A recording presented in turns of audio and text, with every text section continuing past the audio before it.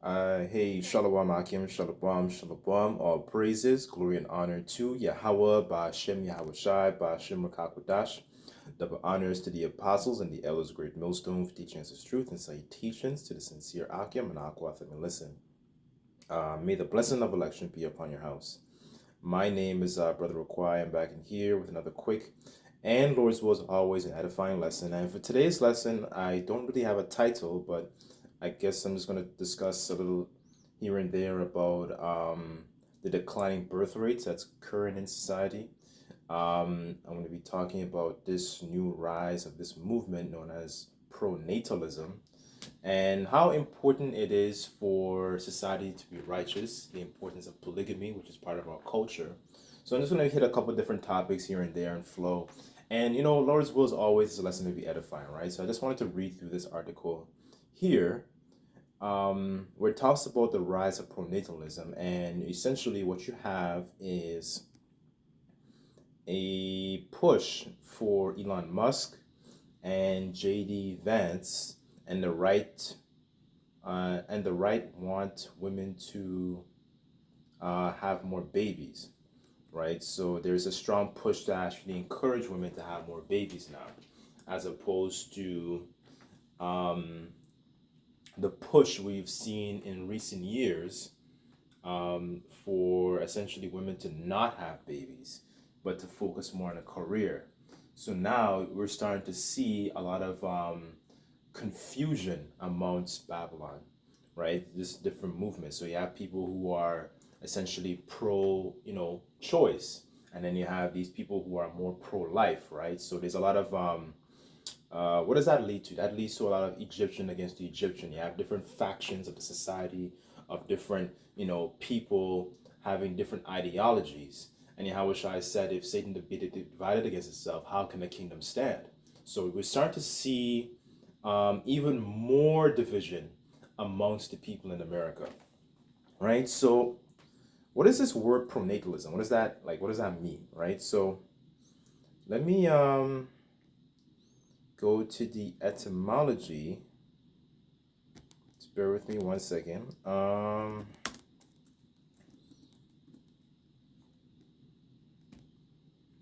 It says, okay, so so the word is pronatalism. The word the prefix, it means the forward, right? It means for some, so it means that you're for something. To make progress, it says you're speaking for something. You're speaking about the advantages of something. You're promoting it, right? That's what the word pro means. So it means that you're in concordance, you're in agreement with this. This is a good a plan. This is a good idea, right? So the other portion of the word is natalism, right? So the root word here is natal. So I went to the etymology online, and in the etymology it says of or pertaining to birthdays. It says of or pertaining to one's birth. From the Latin, natalis, it says pertaining to the birth or origin. Natus, it says to be born. It says to birth, to give birth, to beget, right? As soon as I read that, um, it reminded me of Matthew, the first chapter, where it discusses the genealogy of Yahushua HaMashiach, right? You know, David begat Solomon, and Solomon begat Rehoboam, right? So the men are the ones who are essentially carrying the seed, right? And pushing forth that line, right? For brothers or sisters who don't know, men are the ones who carry, both the X and the Y chromosome, right? They're both able to determine the sex of the baby. And what's happening in this society, because of a plethora of different factors, you actually have the Y chromosome that's disappearing, right? So there's less and fewer, males being born, right? So that's another here or there. I just wanted to break down the word just for edification, right? So we get an understanding of what the sentiment and the family values are all about when it comes to guys like Elon Musk and JD Vance. right? Now, one thought, as I was, reflecting on this, this is like a simple, as a matter of fact, let me read it and then I'll expound and then I'll bring out some scriptures. This is on the Guardian.com, and it says in his first address to the United States after becoming vice president, J.D. Vance stood on stage and proclaimed, "I want more babies in the United States um, of America." Weeks later, Donald Trump signed an executive order planning the support of in vitro fertilization, encouraging the importance of the family formation, and that our nation's public policy must make it easier for loving and longing mothers and fathers to have children. Now, here's the problem with this. If the economy is so bad to the point where people are struggling to make mortgage payments and is struggling to find a house, what incentive do they have to essentially want to have children?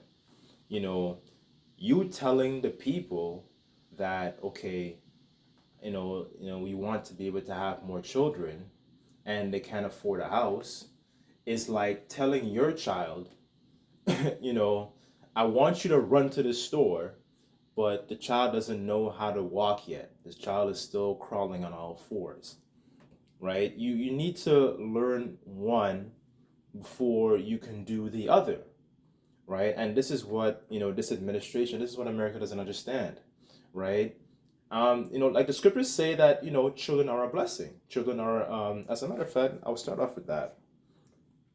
This is not a knock against the children, but you see how um, cheap in terms of understanding this kingdom runs, right? The scriptures say that his ways are higher than our ways, right? We're supposed to have multiple children and essentially multiply it. Let me go to it. Let me just go to it. So many.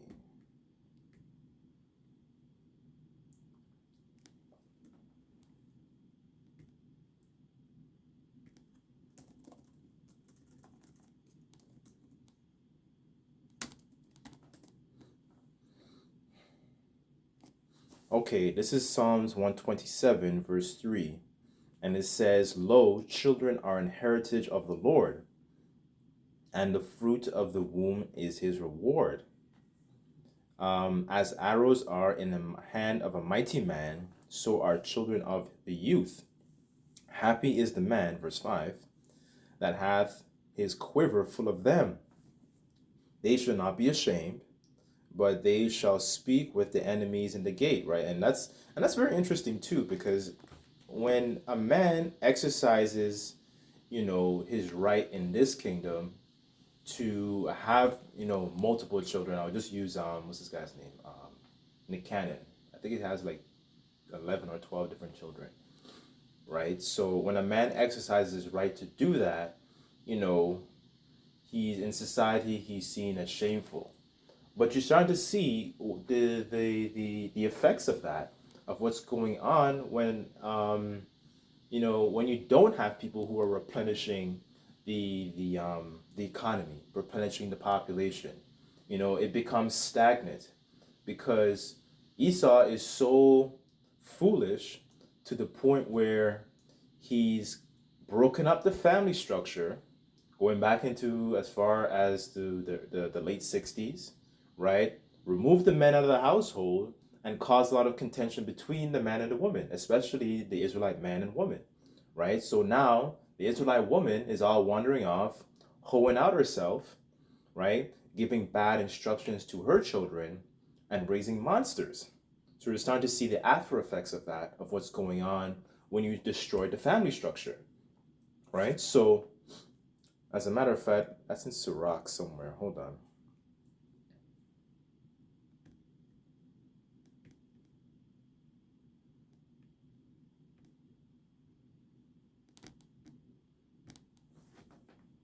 Let me just grab it real quick.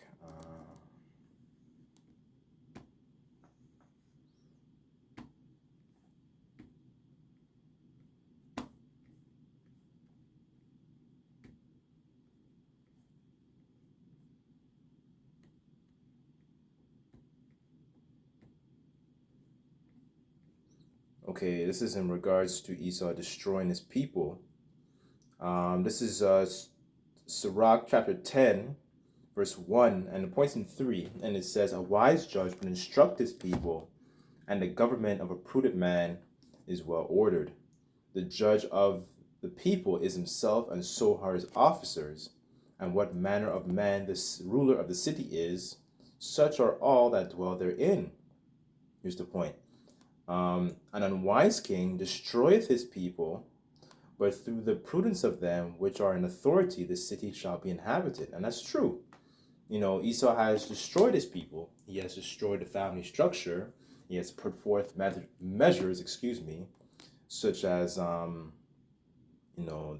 Planned Parent HOOD, if you're allowed to say that, right? That is a huge effort to destroy the Israelite man and his seed, right? It was heavily pushed amongst our people to stop them from replenishing, because they were seen as they were taken over, right?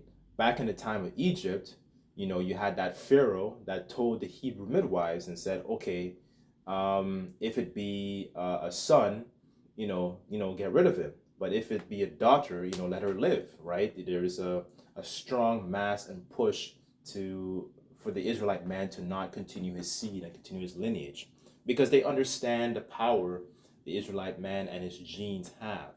As a matter of fact, let me get that. Hold on.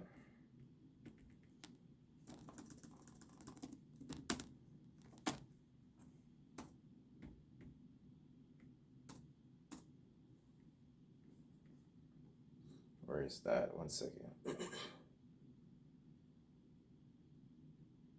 Okay, Exodus 1, verse 15. And it says, "And the king of Egypt spake to the Hebrew midwives, of which the name of one was Shiphrah, and the name of the other Puah, and said, When you do the office of a midwife to the Hebrew women, see them upon the stools. If it be a son, then ye shall kill him. But if it be a daughter, then she shall live. But the midwives feared the Most High Yahweh, did not as the king of Egypt commanded them, but saved the men children alive," right? So they understood the importance of the men children, right? So in this society now, you're seeing that Esau is trying to come up with a feeble, a mere band-aid attempt to actually, what's it called, to put balm on the pain. What do the scriptures say about that? It says, "Take balm for her pain, if she may be healed." We would have healed Babylon, but she is not healed. Forsake her, right? So this is just a feeble attempt, for them to actually replenish the country, because they understand that, there is, you need to have a population that's constantly, replenishing. But if things are so expensive, why would the people do that in the first place? You know, if they can't even afford a house, why are they gonna feel the need to have children in the first place? Where are you gonna put the children? You're gonna put them in the shed? Or where are you gonna put them? You're gonna put them in a doghouse? You have nowhere to put them. You need to put them somewhere. Right? So, seeing this all come to pass, we see and understand that, there's an importance for a righteous kingdom, to be upon the planet Earth, because Esau, he doesn't have it, right? Let me go back to the article here. Let me go to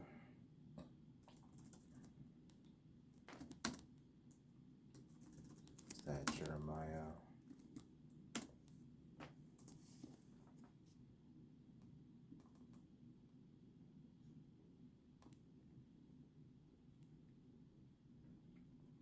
Okay, Jeremiah 49, verse 10, and it says, "But I have made Esau bare, I have uncovered his secret places.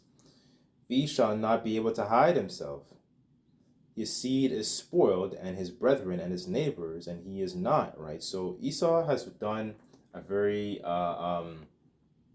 fantastic job in destroying, the family structures, and destroying the minds of our women too, because it's his philosophies that they subscribe to. They're not all of a sudden going to be like, okay, let's start having children now. Let's ditch the whole phase. Let's ditch having careers. I invested all this time and money into getting my textbooks and getting my PhD, getting my master's, and furthering my education so I could be a lawyer, I could be a registered nurse. They're not going to just abandon all those endeavors that they had, right? And then just see if they can find a man, because they've already been programmed. They've already been programmed to do wickedness, right? So it's already it's already done, right? So him saying that now is kind of like, okay, it's just a feeble attempt to try and patch your kingdom up, essentially, right? Um, Let me go back to the article here.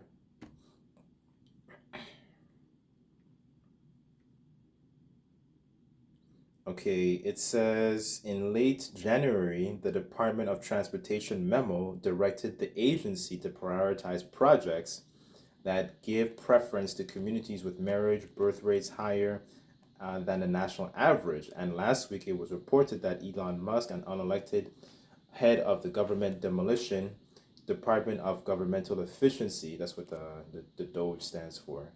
It says a man who said that the collapse in birth rate is the bigger danger is the biggest, danger civilization faces by far, had become a father of 14, right? So and there's multiple reasons, like even if they were to essentially accomplish that, right?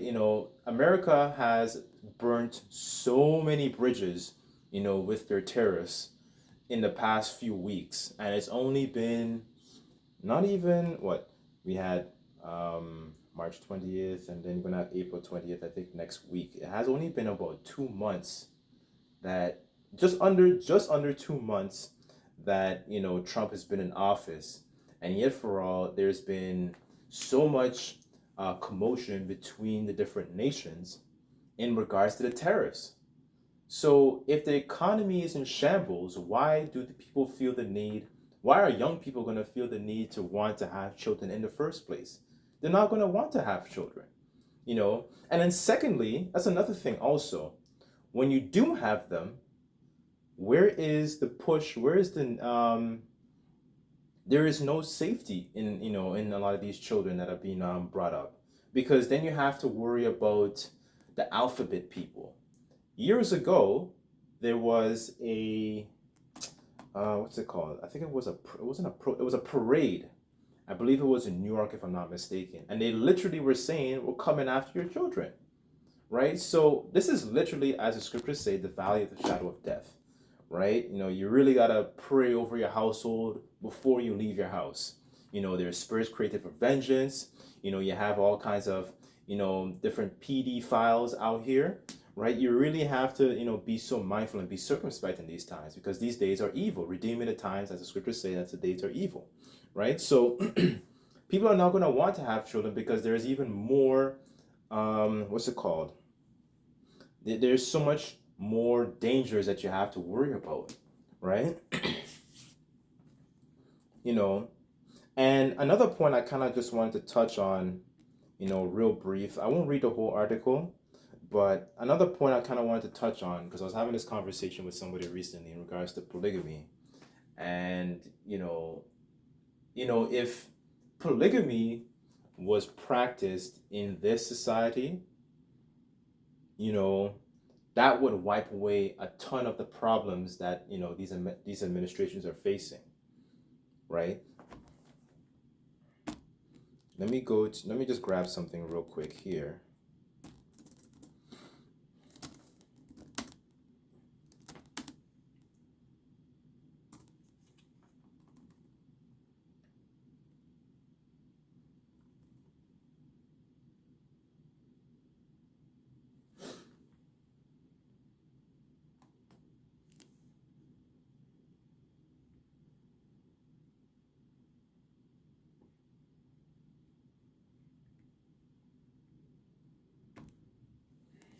Just bear with me.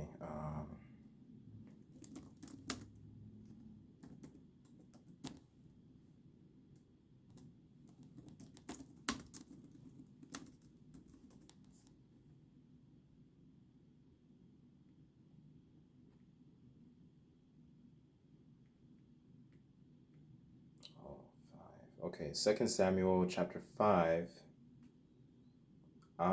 verse 13. And it says, "And David took him more concubines and wives out of Jerusalem after he was come from Hebron, and were yet sons and daughters born to David," right? And it says, "And these be the names of those that were born in Jerusalem: Shemua and Shobab and Nathan and Solomon and Ibhar also, and Elishua and Nepheg and Japhia and Elishma and Elida and Eliphalet," right? And it says,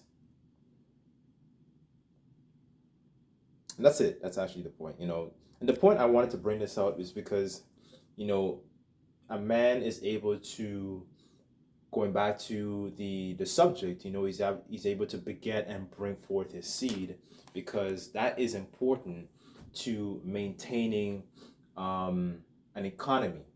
You need people to do certain things to maintain the economy. You need them to, you know, perform the blue collar work. You need to make sure that society is running. You know, you need to make sure that, um, and also if you have more men, then you have an opportunity to actually, have them, grow up, um, uh, uh, acquire other women, and eventually they're able to, have their own substance, right? And when a man has a lot of wives, it's a mark of wealth, status, riches, right? He's not like, um, a regular person, right? He has some sort of economic prosperity going for him, right? So, that shows you in this society, Esau basically has dimmed down and castrated a lot of our men, because this is something that, this is far from their imagination. One, I'm not saying it's expedient in these times, I'm just speaking in general, the usefulness in polygamy, because if you actually implement it this way, right, you would have a society that's constantly replenishing. Each woman would have their own child, right? Whether or not they have to share a man, they have to do is really just share the responsibilities of being a woman and being a wife, right? And cling on to that man, right? That's all they would pretty much have to do. It would be technically, if you think about it, logically, it would be a lot easier, because they wouldn't have to go to work and, be subject to all these different payments and all this kind of problems, and go to school and all that. They get to a certain age, after they pass the flower of their age, yeah, they will be in heat, but at least she'd be being prepared for a man, that has some type of substance, right? And then eventually she would have her own child, right? But Esau has turned everything, upside down. So you start to see the after effects of what happens when you don't follow the Lord's ways, right? But you're so proud that you're not going to actually, uh, um, adhere to that. Let me get,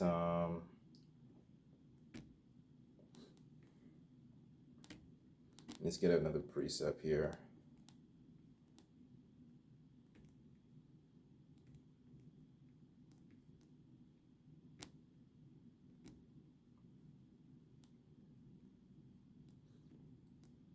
This is Sirach 42, verse 21, and it says, "He hath garnished the excellent works of his wisdom, and is formed, he is from everlasting to everlasting. Unto him nothing be added, neither can he be diminished, for he hath no need of any counselor," right?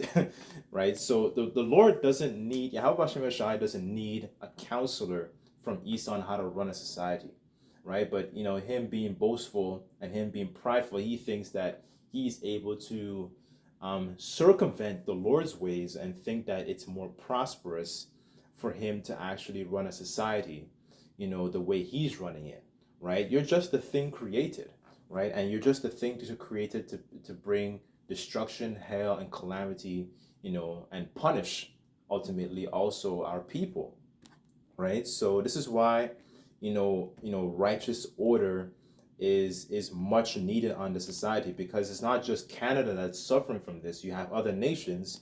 As a matter of fact, I didn't read this yet.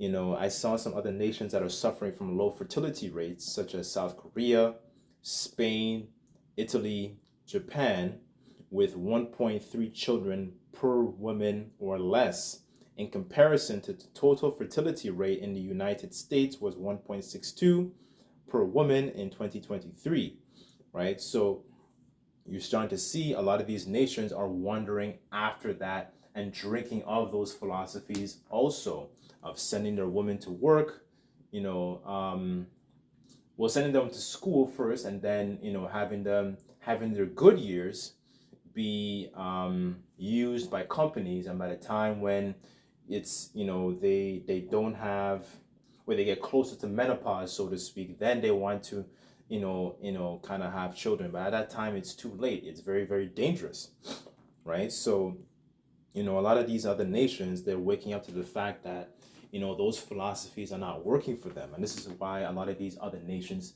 dislike America, right? So the judgment is already set and clear. There's nothing they can do to fix it, right? I'm kind of just moving all over the place, but Lord's will,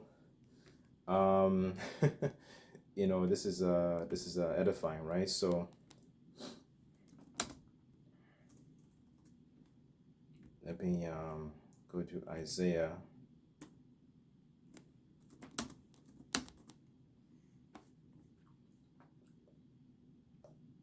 Okay, Isaiah 60, verse 22, when it says, "A little one shall be 1,000, and a small one a strong nation.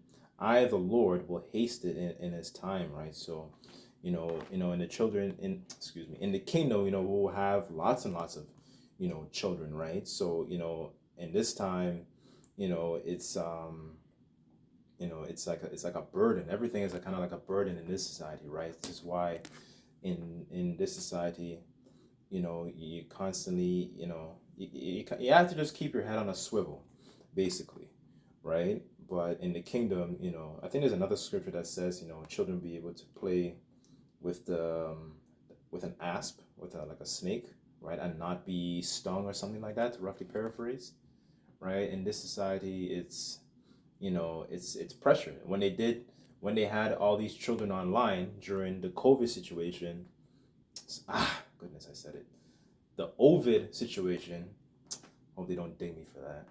A lot of them were online, right? When you're supposed to, scriptures talk about how you're supposed to train up a child in the way they should go, and when they're old, they won't depart from it, right? This wisdom, knowledge, and understanding, right? So we start to see the after effects of how unhealthy the society is, right? And a need for a righteous kingdom. So,